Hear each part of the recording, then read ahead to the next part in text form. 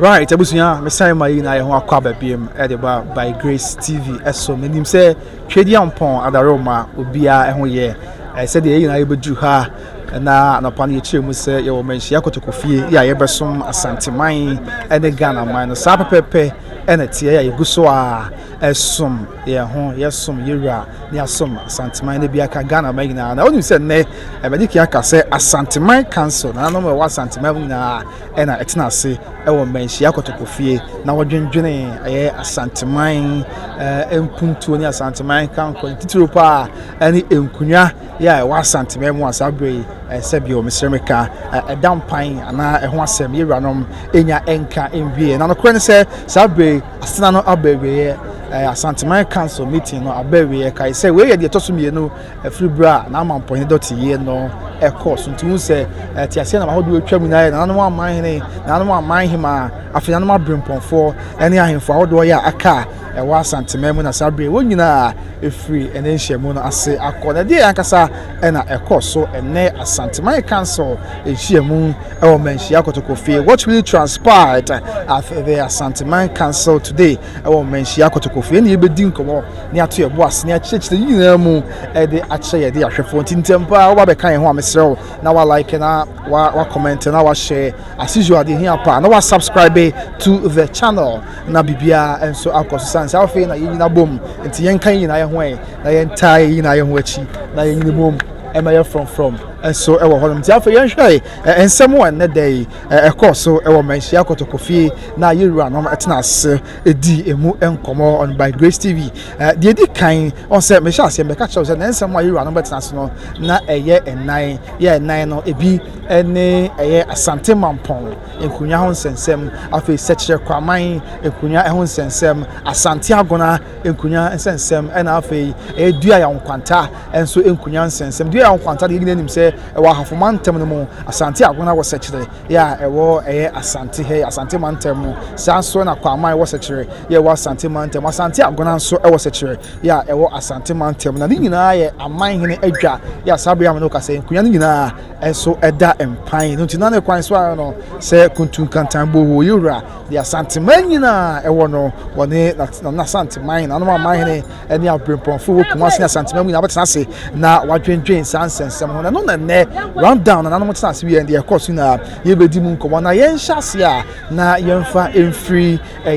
Selected+Kwamang enkunya ho nsensem de course ewo ne yewura no matena ye mu Selected+Kwamang ye nyina ye nim se wo mo aduanafo na edi akunya ewo Selected+Kwamang aduanafo mu nuanom bi ene esumanya wo piesi me nka ne sa ene esumanya akoko ka ho bi afa kumawu ka ho bi enkoto awodo akati krom num nyina aduana tepa ma ban wo nyina aduanafo na busua Selected+Kwamang sensem dan we twato ya nanom ba yewura ni no de ekoba ye ne se on se Manhyia ye wo Selected+Kwamang kwakura ewo afempim mienu ene aduonum ba akom 2021 na bronya bosume no mu afene kwawie mu na Manhyia kwakura na we post panyi pa na ohia na kwanhye wona awerho mu ene ohene ekura na busua no mu no ena efri sabre no a mfie be sanan mu ani yewura no mo hwɛ se obenya de hyebrantia osefata na watena kunya so se Selected+Kwamang Manhyia na no na sabi sembedu yewura nim no okɔ Selected+Kwamang nam se wo ye aduanafo nti efie ye edi akunya ewo Selected+Kwamang no ahoduanafo efie ye wo ho no wo mo ahodo nan bekyerɛ adehye abusua ye wo Selected+Kwamang ya odi akunya ewo ho no wo mo ye ahodo enan to wo nyina mu mpanyimfo mampanyimfo eba yewura nim dan we twato ansa na dey ebe ema yewura edit wo nyina ene busa se sabi sesi adehye brantia efra kunya ewo Selected+Kwamang se Manhyia no wo mo ahodo mienu wo mo ye nipa mienu na mu de hen ena fibu ahodo ya ewo Selected+Kwamang wo mo pe se wo mo edi akunya enti se yeto yebo ase akyekye mu ya na mrantia no apre akunya no wo mo ye miensa ye ba ko de kujo boaten ba ko de kwadwo kakari ana ba ko so de anim boaten ena efibua no so aduana na efibua ye wo Selected+Kwamang no nan adwenase etia akwasi ase na afi bronum enti adua na fi boa na ye nan adwena ase etia akwasi ase na afi bronum afie ne ye nan omo ebeyi ba ko no na nipa miensa na na pira kunwa no miensa no kudwo boaten kwadwo kakari na afi anim boaten no na saa bra oba o to yeru anim na yeru abusa o mo wie no emu mienu ekọ edema kudwo boaten ba akokọ de ma kwadwo kakari ana ba ko nso ekoye edema anim boaten na se fa no simple majority say the protocol can say majority carries the vote no a abusua ne kwan so anu say anka kudwo boaten na dodo no akoma nsan say nipa nan no mienu ekode ma wo no kudwo boaten ba akokọ edema kwadwo kakari na afi ba ko nso ekoye edema anim boaten ti no de na se ni na kokopie se saa de dodo no akwama no wono na mpanyufo etachi a o pese wotena kunwa so ho na prekope yen ka bi nhemu a sabre na continue o seche Kwamang man nsa so yewura nim ka so wasem ka asem be na continue wo ka o che se de shibranti e fese kudwo boaten no se bi mesere me ka me ka se de na continue ka no a o no che se omu ade se bi na afei ne ho masua so wo fom enti obedi akunwa no a emboa eno na sansem kod wo de bol ni na wo yewura nim no yewura ya se da bi de na fasem enti wo frɛ na wu man very massive twene bo akodua se ni wono anko na wonko tena ansem no so na wono ansiesie hwe maso dwemra no kre ohene ne saa ye be makwa wu man ne ekohia fa ni na ma ne oba de bedan yewura na ekoba ye oba yewura nim no de tie ne se na continue na o kan ansem ni na de egu the shibranti friends kudwo boaten do na yi no so no na o sa be pa cho se we de o se yewura se ensem o kai na ntwa yi sa bredi wono a ekurase maka na so memfa na se menwe asem o kai na wasa dana no ya obetai the shibranti friends kudwo boaten achi na amamani amane kwan se waba abaye seche Kwamang ehene na yewura na se akunya so ntie na sabre na no nyina agitum ya yewura nyina yewura so atachi amamani amane kwan so sabre the shibranti friends kudwo boaten ono na nyame ya do ne kotena patamu na wasua amamani amane na twedi amponya kropon basaya don ya adom abrepemu waba kotokofie na wabasi bibi de akyere yewura wo Manhyia fikasie mu na bibia enso awie sabre am no kasa de ekwan mu da honom ya seche Kwamang enkunya won sensem no twedi amponya kropon de yenkwa chae na ebre no edura the shibranti friends kudwo boaten beba na wabasi bibi edi akyere yewura crop ya sante kotokohene na bibia enso awieye afa yemfiwe na yenko asante mampon enso ensensem onze asante mampon sensem no na mampon da sebro se ibu so toso menu ekura abosome kakra nie ma yewura na otweda koso ma yewura daro ma koye dotiye na aka se na no matsen kunya ye wa asante mampon wi na obehwe na yenya de shibranti o sefata obotena kunya so asante mampon hene asante ma ahene asantema ni fa hene na wasum ama bibia awieye eno na no mampo ba yewura nim no beto odwase tabuo bi anase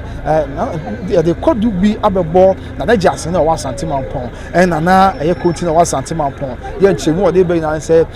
omo chese na continue na jase na wasantema mpon omo nya de hye ya omo di akunwa ni bia enye yie na mpo bra na da sebre se ibu so to so meti ase no saa petition no anase za code no koto nanim na so be meeting na bia da sebre enya bre anhwemu asabre okọ ekura ma o chechire mu a de ekire mpanyufo ma de mu asem esom na no na abusuya sabre ya ma na okase yewura na no nyina ba yewura nim de fimu ban se o se jase ne ka kingmakers no na ahema yi nipa o de kochire jase na na sabre ya me na okase the royalty of the jase and the continuing of the Asante Mampon state is in contention ti yewura se ne sabre na jase ya Asante Mampon and afi na continuing ya o Asante Mampon wo mo tena se na afi na no maten kunya wodo aka no wo mo hwe na wo continue with the process of the selection of the occupant of the silver stool of the Ashanti Kingdom. This sabre am no ka say the abusua the tie ne say na jase ya o Asante Mampon and afi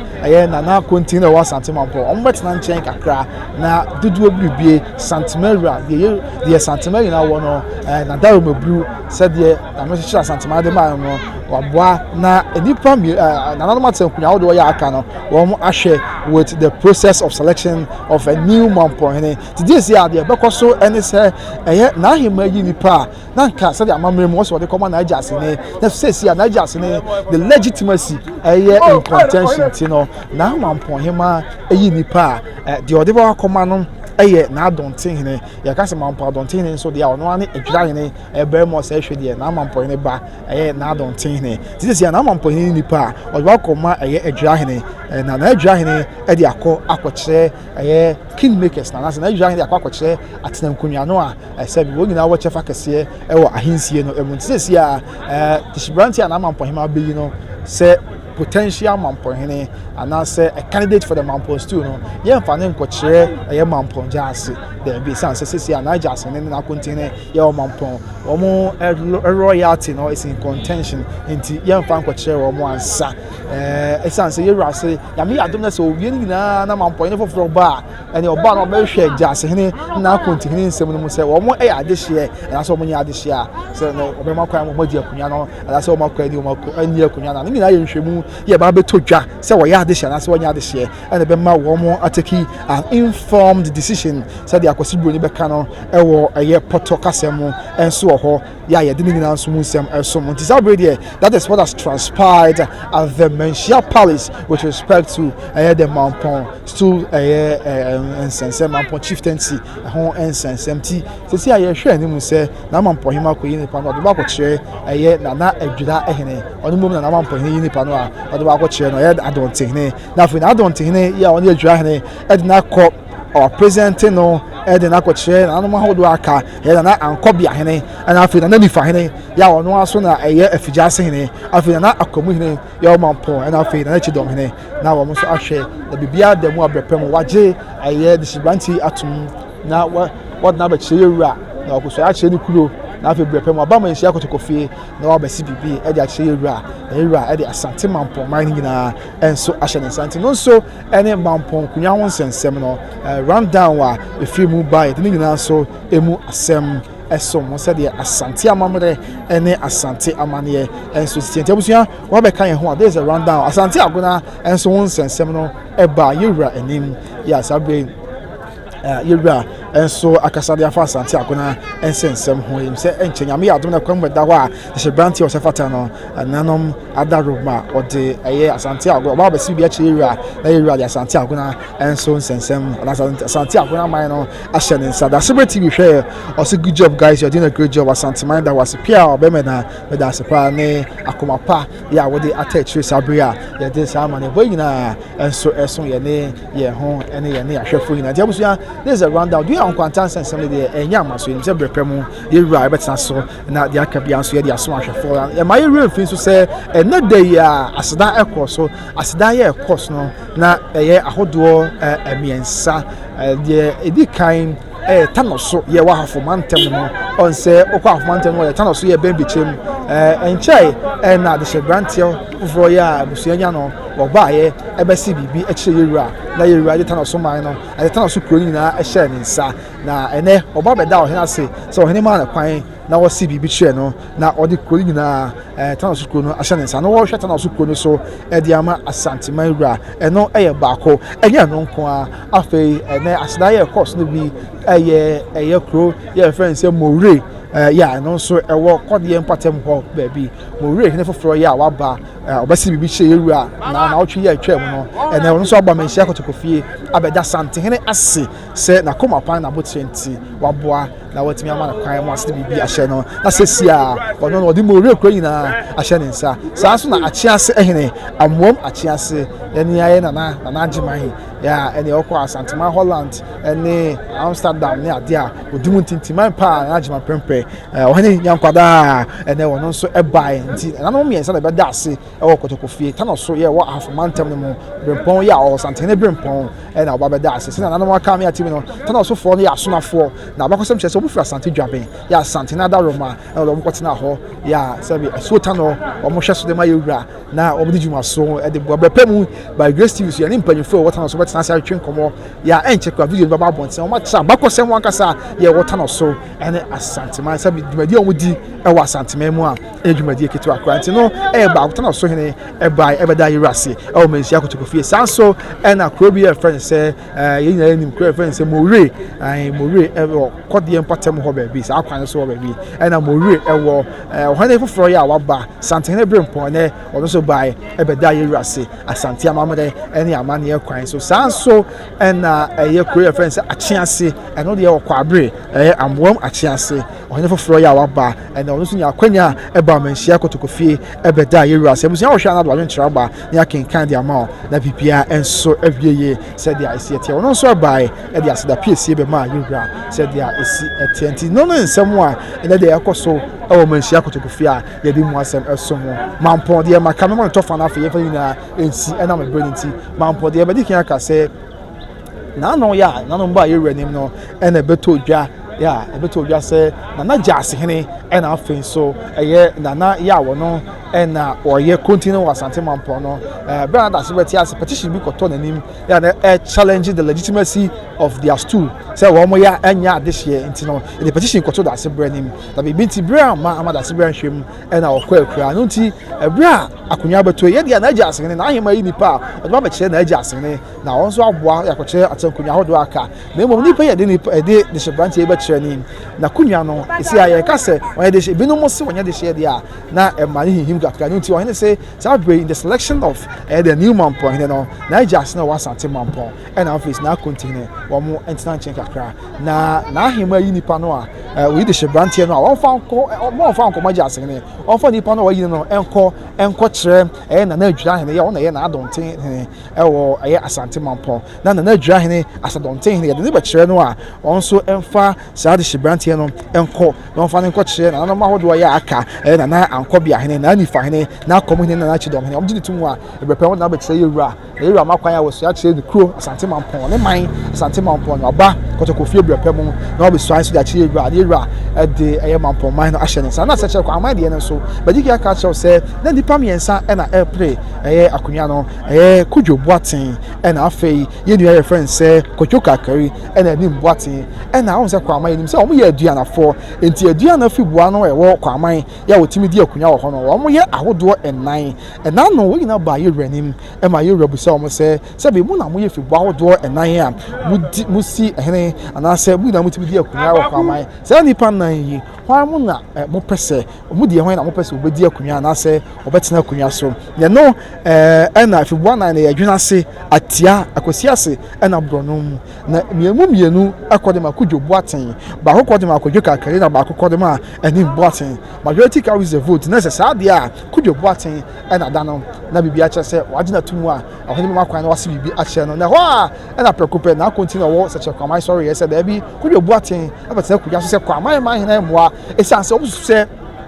na continue che se bi abrantie no de shebrantie ni mu ade de shebrantie ni ma bi ya oye emwa na umasua wo form ni ade e ho Asante ni se da bi na kuma wo hene na mo ye aduanafo nti mo kwai na ene mo kwotana na kohwe ne kosi asem bia ho na ebra na de aka bia fa besom no kre be ma kuma wo ma hene kohwe asem no esiesie ene oba ye wuranim bia ba beto dwane se be na ya o ka se de shebrantie no ehu ade se bi shebrantie no umasua wo form na omoa obetira kunya so emoa ma Kwamang emfa nti mo pefra na ne oba be ka asasem o kan wa twe asan ya ene wagye atomo tai de shebrantie no achi na se ne kwan wada ho ya bibia ensi kwan enti santene ma kwan se